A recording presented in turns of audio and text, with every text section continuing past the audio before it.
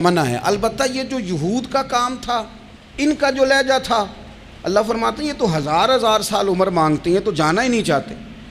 کچھ لوگ لمبی عمر کے حریص ہوتے ہیں، اس کی وجہ یہ ہوتی ہے کہ آخرت کے لیے کام نہیں کیا، آخرت پر اس طرح کا یقین نہیں، اس طرح کا مزاج نہیں، دنیا داری کا مزاج بن گیا، بہت سارا مال جمع کر لیا، بڑے بنگلے بنائے، اتنی مشکل دنیا داری کٹھی کی، اب چھوڑ کے مر جائیں۔ لوگوں کا مرنے کو دل ہی نہیں کرتا، کوئی ارادہ ہی نہیں ہے، بالکل نہیں دنیا چھوڑنا چاہتے، محنت سے کٹھی کی ہے، اتنے لاؤ لشکر بنائے ہیں، اب کیسے چھوڑ جائیں۔ کچھ لوگ ایسے ہیں جنہوں نے گٹھڑی باندھ کے رکھی ہوئی ہے، ان کو زیادہ ویٹ نہیں کرنا پڑتا، اس لیے کہ انہوں نے کوئی سامان بوکی نہیں کرایا، تو جو ہے ہینڈ کیری ہے، اس لیے لوگ انتظار کرتے رہیں گے اور جناب بلال حبشی جنت میں پہنچ بھی جائیں گے۔ ابھی میزان عمل لگا ہوگا لیکن حضرت ابو ذر غفاری جنت میں ٹہلتے ہوئے نظر آ رہے ہوں گے۔ لوگوں نے جمع نہیں نہ کیا، جتنا مال زیادہ اتنی چیکنگ بھی اس کی زیادہ، جتنے بیگ زیادہ ایئرپورٹ پہ اتنا انتظار بھی زیادہ۔ ہینڈ کیری والے کو کوئی مسئلہ اسی کسے دے کچھ بھی نہ لگ دے تے نہ کوئی ساڈا دردی، بھئی مال کاہے کا تو حساب کاہے کا۔ مولا علی شیر خدا کرم اللہ تعالی وجہہ الکریم سے کسی نے کہا ہم گنجائشیں تلاش کرتے ہیں نا، اور شریعت کی گنجائش اختیار کرنے میں حرج بھی کوئی نہیں ہوتا، شریعت گنجائش دیتی ہے، مال جائز ہو آپ کو تو آپ اس کو استعمال کریں، بڑا مکان بنائیں، بڑی جائیداد خریدیں، بڑی گاڑی میں سفر کریں، مہنگا موبائل خریدیں، اچھے کپڑے پہنیں، کوئی منع نہیں کرتا۔ لیکن جو حضور کا مزاج ہے، جو سرکار نے اپنے لیے پسند کیا، وہ یہ ہے کہ سویرے روٹی کھانی ہے، شام کو فاقہ کرنا ہے۔ تو حضرت مولا علی شیر خدا کرم اللہ تعالی وجہہ الکریم سے کسی نے کہا کہ چلو جائز پیسے اکٹھے کر لیں، جائز تو جمع کرنا منع نہیں۔ تو حضرت علی کی باتیں بڑی حکمتوں والی تھی نا، تو ایک جملے میں انہوں نے کئی جواب دے دیے۔ کہنے لگے میاں مال حرام ہو تو عذاب ہوتا ہے، حلال ہو تو حساب ہوتا ہے، لہٰذا ہم دونوں کام ہی نہیں کرتے، نہ ادھر جاتے ہیں نہ ادھر جاتے ہیں۔ جمع کرنے کی حاجت کیا ہے؟ دنیا اتنی سجا لینا، اتنی سوار لینا، بڑا ٹھنڈا اے سی چلتا ہے ہمارے کمروں میں، کھلی آنکھوں سے لوگ بستر سے اٹھ نہیں پاتے، آنکھیں کھل گئی ہیں، الارم بج گیا ہے، لیکن وہ بہت مزے کی پسند کی روٹی رات کھائی تھی، اپنی مرضی کا کھانا کھایا تھا، پیٹ بھر کے کھایا تھا، مرضی کے مشروبات پیے تھے، ٹھنڈے کمرے میں آرام ہے، کھل گئی ہے آنکھ، موٹے الارم نے آواز دیا اٹھو، لیکن یہ غفلت ہے نا، دنیا جمع کر لی ہے نا ساری۔ میں آپ کو صحیح بتاتا ہوں، اگر یہ ساری آسانیاں نہ ہوں، دقتیں ہوں، تو کچھ رات کو ہمیں تھوڑا پسینہ بھی آئے تو بار بار آنکھ کھلے، یہ مچھر کبھی نہ سونے دے تو بار بار آنکھ کھلے، یہ تن آرام پسند نہ ہوں تو کچھ اٹھیں، کچھ رات کو گرمیوں کی چھوٹی راتوں میں بھی تہجد پڑھی جا سکے۔ لیکن اقبال کہتے ہیں لہو مجھ کو رلاتی ہے جوانوں کی تن آسانی، یہ تن آسان ہو گئے، مزاج نہیں رہا ہمارا، ہمیں آرام چاہیے، سکون چاہیے۔ آپ یقین کریں کبھی کبھی میں حیران ہوتا ہوں، رونا آتا ہے اپنی اگلی نسل پر، رونا آتا ہے، یعنی بچے مدرسے میں پڑھنے والے، چونکہ وہ اے سی والے گھر سے اٹھ کے آتے ہیں، مدرسے میں پڑھنے والے بچے کہتے ہیں جناب وہ کچھ گرمی زیادہ ہے تو میری کچھ طبیعت برداشت نہیں کرتی، تو میری اماں نے کہا تھا 4 چھٹیاں لے لو، یہ موسم ٹھیک ہو جائے گا تو پھر سے تعلیم ہو جائے گی۔ تو غور سے چہرے دیکھتے ہیں تو ہم کہتے ہیں یار اگر کل کو ہمیں جہاد پہ جانا پڑا تو ہم لوگ جائیں گے، ہم میدانوں میں نکلیں گے، ہم وہ لوگ ہیں جو سختیاں برداشت کریں گے، یہ والے لوگ ہیں جو میدان میں جائیں گے جو ایک منٹ کے لیے اتنی دنیا جمع کر لی، مرنے کو جی نہیں چاہ رہا۔ حضرت شاہ فرید الدین عطار رحمۃ اللہ علیہ کہتے ہیں میں بڑا مہنگا کاروبار کرتا تھا، عطر بیچتا تھا، مہنگا کاروبار ہے نا، عرب شریف کے اندر آپ جائیں تو جہاں سونے والی دکان ہوتی ہے اس کے ساتھ خوشبو والی دکان ہوتی ہے، مکہ مکرمہ میں دیکھ لیں، مسجد نبوی میں دیکھ لیں، مہنگا کاروبار ہے یہ، اور اب میرا بزنس تھا، کاروبار تھا۔ تو آپ فرماتے ہیں کہ ایک دن ایک بزرگ آ گئے، انہوں نے ایک شیشی دیکھی، خوشبو سونگھی، دوسری تیسری چوتھی، اچھے سیل مین آگے بڑھ کے خود کہتے ہیں آپ کو کیا چاہیے؟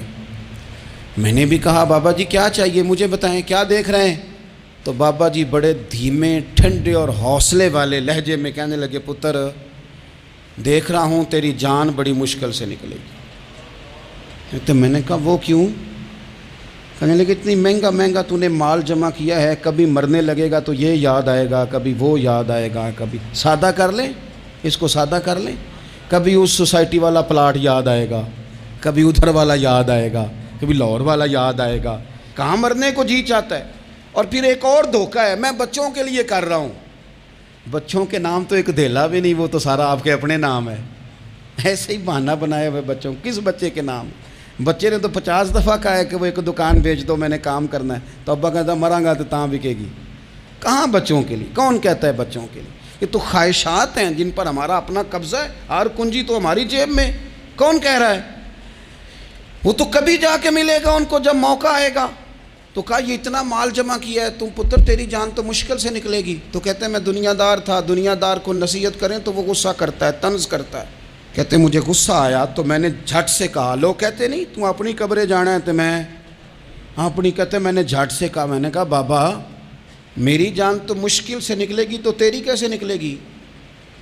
تو کہتے ہیں بابا جی کہنے لگے پتر ادھر آنا ذرا۔ تو میں کاؤنٹر کے اوپر سے ہو کے بابا جی کے پاس آیا، وہ میری دکان کے فرش پہ لیٹے، کعبے کو منہ کیا، کلمہ پڑھا اور ان کی روح پرواز کر گئی۔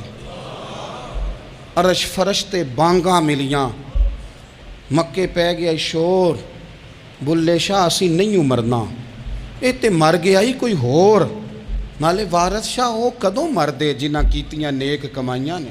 کہا یہ دیکھ لو مر گئے، بس اتنی کام تھا، تیاری ہے۔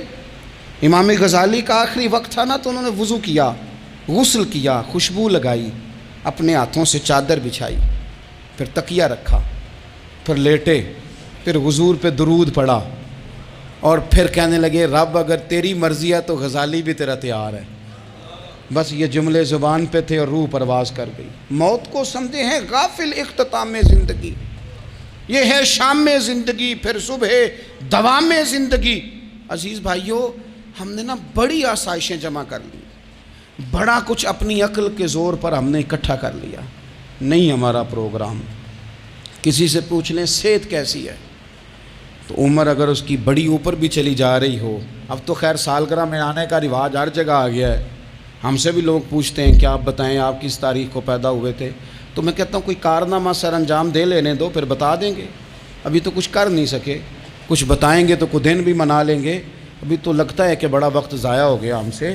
تو عزیز بھائی کوئی نہیں کہتا کہ اب ٹائم آ گیا ہے، شوگر ہو گئی ہے، بلڈ پریشر ہو گیا ہے، طبیعت خراب رہتی ہے، فلانا مسئلہ ہو گیا ہے، تو تمنا موت اور موت کا ڈر اور نہ مرنے کا ارادہ اور دنیا سے دل کو لگا کے رکھنا اور ہر وقت جینے کی خواہش پیدا کرنا اور ہر وقت حالمی مزید کی دوڑ میں رہنا، وہ لوگ اس لیے تیار رہتے تھے، دعائیں مانگتے تھے شہادت کی، کہ انہوں نے نا دنیا بنائی نہیں تھی۔ حضرت عمر نے تو دوسرا کرتا نہیں پہنا ساری زندگی، وہ جو مکان آ رہا تھا وہی چل رہا تھا، وہ تو تھوڑے پہ قرضہ تھا ان پہ، لیکن ہر نماز کے بعد صحیح بخاری میں موجود ہے وہ دعا مانگتے تھے، اللہم ارزقنی شہادتاً فی سبیلک، یا اللہ ایسا نہ ہو میں تبھی موت چلا جاؤں، مجھے اپنے رستے میں شہادت کی موت دینا۔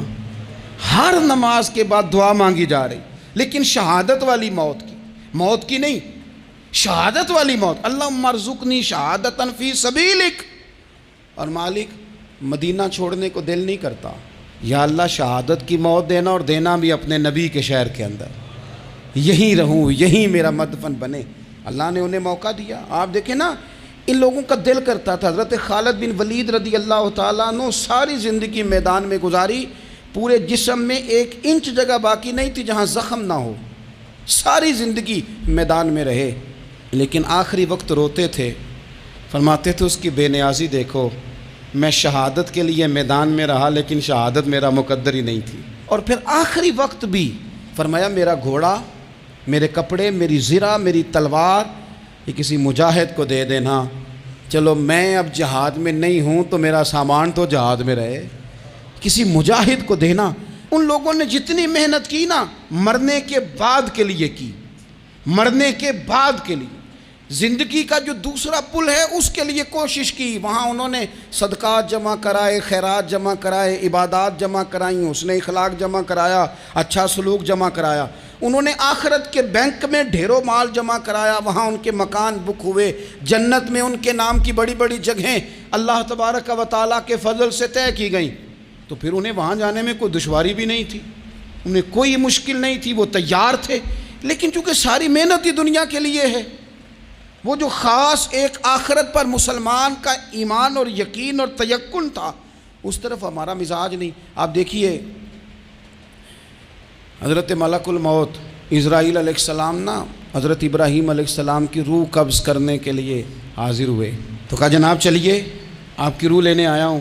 تو حضرت ابراہیم علیہ السلام فرمانے لگے اسرائیل، یہ قاضی ثناء اللہ صاحب پانی پتی رحمۃ اللہ علیہ نے اس کو تفسیر مظہری میں لکھا ہے۔ حضرت ابراہیم خلیل اللہ علیہ السلام فرمانے لگے اسرائیل، کیا کوئی خلیل بھی اپنے خلیل کی روح قبض کرتا ہے؟ واتخذ اللہ ابراہیم خلیلا، اللہ نے تو مجھے دوست بنایا، دوست ہو کے دوست کی روح قبض کرنے جا رہا ہے۔ حضرت اسرائیل نے ارادہ چھوڑا اور حضرت ابراہیم کا وہ جملہ لے کے رب کی بارگاہ میں حاضر ہوئے۔ عرض کی مالک جناب ابراہیم علیہ السلام نے فرمایا ہے کہ اللہ کی بارگاہ میں عرض کرو کہ مالک کیا کوئی خلیل بھی اپنے خلیل کی روح قبض کرتا ہے؟ تو رب کریم نے فرمایا اب میرا بھی پیغام جا کے جناب ابراہیم کو دے دو، ان سے جا کے کہو رب فرماتا ہے کیا کوئی خلیل بھی اپنے خلیل کی ملاقات کو ناپسند کرتا ہے؟ آپ کو تو ملنے کو بلا رہے ہیں، موت تو ایک پل ہے، یہاں سے گزریں گے تو جا کے محبوب سے ملیں گے، تو کیا کوئی خلیل بھی ناپسند کرتا ہے کہ وہ اپنے خلیل سے ملاقات نہ کرے؟ حضرت سیدنا اسرائیل علیہ السلام پیغام لے کے آئے اور کہا ہے اللہ کے خلیل رب فرماتا ہے کیا خلیل بھی خلیل کی ملاقات کو تو حضرت ابراہیم تو کھول کے روئے، کہنے لگے اب دیر نہ کر، اب ذرا جلدی کر، اب ذرا جلدی لے جاؤ۔ اور میرے نبی پاک صلی اللہ علیہ وسلم نے فرمایا، سیاستہ میں حدیث ہے، فرمایا تم میں سے جو رب سے ملنے کو پسند کرتا ہے نا، جو اللہ سے ملنے کا شوق رکھتا ہے نا، اللہ بھی اس کی ملاقات کو پسند فرماتا ہے۔ تم میں سے جو رب سے ملنے کا شوق رکھتا ہے، اقبال کیا کہتے ہیں تیرے عشق کی انتہا چاہتا ہوں، تو میری سادگی دیکھ میں کیا چاہتا ہوں، میرا ذرا سا تو دل ہے مگر شوق اتنا، میں وہی لن ترانی سنا چاہتا ہوں، مالک میرا دل کرتا ہے میں تجھ سے کہوں رب آریلی، میں تجھے دیکھنا چاہتا ہوں، اور تو مجھے کہے لن ترانی تو نہیں دیکھ سکتا، میرا ذرا سا تو دل ہے مگر شوق اتنا، میں بھی وہی لن ترانی سنا چاہتا ہوں۔ پھر خود ہی کہنے لگے او بھری بزم میں راز کی بات کہہ دی، میں بڑا بے ادب ہوں سزا چاہتا ہوں۔ یہ تو سب کو بتانے والی بات ہی نہیں تھی جو میں نے بتا دی، بھری بزم میں راز کی بات کہہ دی، بڑا بے ادب ہوں سزا چاہتا ہوں۔ نبی کریم علیہ السلام نے فرمایا تم میں سے جو رب کی ملاقات کا شوق رکھتا ہے نا، اللہ بھی اس کی ملاقات کو پسند فرماتا ہے۔ اور فرمایا تم میں سے جس کا رب سے ملنے کا شوق نہیں نا، اللہ بھی اس کی ملاقات کو پسند نہیں فرماتا۔ یہ سیاستہ میں حدیث ہے۔ ایک دفعہ غور کر نہ لیں، فلاں سے ملنے کو بھی جی چاہتا ہے، فلاں علاقہ دیکھنے کو بھی جی چاہتا ہے، فلاں کی ملاقات کو بھی جی چاہتا ہے، کبھی اس کو ملنے کو بھی جی چاہتا ہے جس نے بنایا ہے سارا کچھ، کبھی اس کی صحابہ تو تڑپ کے حضور کی بارگاہ میں آئے تھے نا، وَإِذَا سَأَلَكَ عِبَادِي عَنِّي فَإِنِّي قَرِيبٌ، تڑپ کے کہا تھا یا رسول اللہ صلی اللہ علیہ وسلم سالوں بیت گئے، سجدے کرتے، عبادت کرتے، روزہ رکھتے، حج کرتے، زکوٰۃ دیتے، اب دل کرتا ہے کبھی وہ ملے، کبھی اسے دیکھیں، کبھی یہ حقیقت منتظر نظر آنا لباس مجاز میں، لاکھوں سجدے تڑپ رہے ہیں میری جبین نیاز میں، دل کرتا ہے ملنے کو۔ تو جب صحابہ نے آ کے حضور کی بارگاہ میں یہ عرض کی نا یا رسول اللہ رب سے ملنے کو جی چاہتا ہے، تو اللہ نے فرمایا وَإِذَا سَأَلَكَ عِبَادِي عَنِّي فَإِنِّي قَرِيبٌ، اے محبوب جب میرے بندے آپ کے پاس آ کے میرے بارے میں سوال کریں تو ان سے فرما دو میں تو ان کے قریب ہی ہوں، جب بھی دعا مانگیں گے میں ان کی دعاؤں کو قبول فرماؤں گا، میں قریب ہوں ان کے۔ اپنے دل کے اندر شوق ہو، اللہ رسول کی طرف بڑھنے کا شوق ہو، مسلمان موت سے نہیں ڈرتا۔ لیکن صحیح بخاری اور صحیح مسلم میں حدیث ہے، نبی پاک علیہ الصلوۃ والسلام نے فرمایا آج ایک مسلمان 1000 کافر کو آگے لگا لیتا ہے اور کافر بھاگ جاتا ہے، ایک وقت آئے گا ایک کافر ہوگا اور 1000 مسلمان کو بھگا ڈالے گا۔ یا رسول اللہ کیوں؟ ہمارے پاس اسلحہ نہیں ہوگا، ہمیں لڑنے کا سلیقہ نہیں آئے گا۔ تو نبی پاک علیہ السلام نے فرمایا یہ مسئلہ نہیں، تمہیں وہن ہو جائے گا، وہن۔ یا رسول اللہ یہ وہن کیا ہوتا ہے؟ تو حضور نے فرمایا تمہیں نا زندگی سے پیار ہو جائے گا، تمہیں مرنا برا لگے گا، کراہت آئے گی مرنے سے، تم مرنا نہیں چاہو گے۔ تو جب کسی کو زندگی سے پیار ہو جائے تو پھر وہ بھاگتا ہے، پھر وہ ہر بندے کی ہر بات مانتا ہے، چونکہ وہ جینا چاہتا ہے۔ اور کچھ لوگ ایسے ہوتے ہیں، وہ جب بدر میں مسلمان پہنچے نا تو جاسوس بھیجا ابو جہل نے، کہا جاؤ پتہ کر کے آؤ لوگ کتنے ہیں اور ان میں جوان کتنے ہیں، بوڑھے کتنے ہیں اور اسلحہ کتنا ہے۔ جاسوسی اس دور میں بڑی آسان تھی، کوئی مخصوص وردی تو فوجیوں کی ہوتی نہیں تھی۔ تو وہ شخص آ گیا، مسلمانوں کو دیکھ کر واپس گیا، تو جا کے اس نے بدر کے دن ابو جہل سے کہا کہ وہ 313 ہیں اور ان میں بچے بھی ہیں، بوڑھے بھی ہیں اور اسلحہ بھی زیادہ نہیں، اور گھوڑے اور اونٹ اور سواریاں بھی تھوڑی ہیں۔ تو ابو جہل بڑا ہنسا اور معاذ اللہ کہنے لگا کیا ان نے ہم سے لڑنا ہے، تھوڑے سے تو لوگ آئیں، اس طرح کرو صبح نا انہیں پشتوں پہ باندھ کے نا گھوڑوں کی تو مکے لے چلتے ہیں، وہاں جا کے دیکھیں گے ان کے ساتھ کیا کرنا ہے۔ تو وہ جاسوس کہنے لگا پوری بات تو سن لے۔ اس نے کہا پوری بات کیا ہے؟ کہنے لگا آئے 313 ہیں پر گھر واپس جانے کا کسی کا بھی ارادہ نہیں، وہ کشتیاں جلا کے آئے ہیں، میں رات وہاں گزار کے آیا ہوں، میں نے بوڑھوں کو بھی شہادت مانگتے دیکھا ہے، میں نے بچوں کو بھی شہادت مانگتے دیکھا ہے، میں نے ایک ایک کے سینے میں مر مٹنے کا جذبہ دیکھا ہے، وہ جینے کی امنگ لے کے نہیں آئے، ہتھیلی پہ رکھ کے آئے ہیں جان، اور ایک ایک شخص شہید ہو کے جانا چاہتا ہے، اور وہ ایک دوسرے کے پیچھے چھپیں گے نہیں۔ یہ جو موت ہے نا، موت یہ تو ایک پل ہے، اس سے گزریں گے، اللہ رسول کے حضور جائیں گے، جنت کی نعمتیں، خدا کی تیار کی ہوئی رحمتیں مسلمان کا آگے بڑھ کے استقبال کریں گے۔ حضرت عمار بن یاسر رضی اللہ تعالیٰ عنہ کو زخم لگ رہا ہے میدان جہاد میں، اور تیز زخم لگ رہا ہے، سخت تکلیف میں۔ تو ایک شخص نے آ کے پوچھا کیا حال ہے؟ تو آپ فرمانے لگے حال کیا ہونا ہے، تھوڑا سا ٹائم رہ گیا ہے۔ تو بندہ پریشان ہو گیا، اس نے کہا کس بات میں؟ فرمانے لگے تھوڑا سا ٹائم رہ گیا ہے، بس میں نبی پاک سے ملنے والا ہوں اور حضور کے صحابہ سے ملنے والا ہوں۔ حضرت عمار بن یاسر رضی اللہ تعالیٰ عنہ کہنے لگے تھوڑا سا ٹائم رہ گیا، تھوڑا سا مرنا مرنا ہر کوئی آکھے تے میں بھی آکھاں مرنا، تے جس مرنے تھی خوشبو نہ آوے او مرنا کی مرنا، تے جس مرنے وچ سونا راضی اس مرنے تو کی ڈرنا۔ ایک گل رکھنا یاد کہ میرا جس دن ہووے مرنا، سب کچھ کرنا، سب کچھ کر کے میرا منہ روزے ول کرنا، شاید میرا آقا آوے میں دیدار حضور دا کرنا۔ فرمایا کہ وہ تو بالکل قریب آ گیا ٹائم۔ حضرت سیدنا بلال حبشی رضی اللہ تعالیٰ عنہ آخری وقت ہے، لوگ بڑا اس کا منظر جب بیان کرتے ہیں تو خوفناک بیان کرتے ہیں، اس طرح کا لہجہ اختیار کرتے ہیں کہ بات سن کے بندہ کانپ جائے۔ سیدنا بلال حبشی رضی اللہ تعالیٰ عنہ بالکل آخری وقت ہے، جانے کا ٹائم۔ تو حضرت بلال کی اہلیہ قریب بیٹھی ہیں، تو کہنے لگی بڑے غم کا موقع آ گیا، غموں کی رات شروع ہو گئی، حالات میرے لیے مشکل آ گئے۔ آپ نے فرمایا کیا ہوا؟ کہنے لگی آپ جا رہے ہیں۔ تو حضرت بلال کہنے لگے یہ غم کا موقع نہیں، یہ تو خوشی کا موقع ہے، میں جاؤں گا تو حضور سے ملوں گا نا، جاؤں گا تو نبی پاک سے ملاقات ہوگی، یہ تو میرا ملاقات کا وقت آیا۔ تو اپنی زندگی کے اندر انسان کچھ اپنی آخرت کے لیے کرے، کچھ زاد راہ جمع کرے، کچھ وہ تیاری کرے، کچھ اس کے پاس ایسے اعمال ہوں جس کی بنیاد پر اس کا رب رسول کی بارگاہ میں حاضری کو جی چاہے۔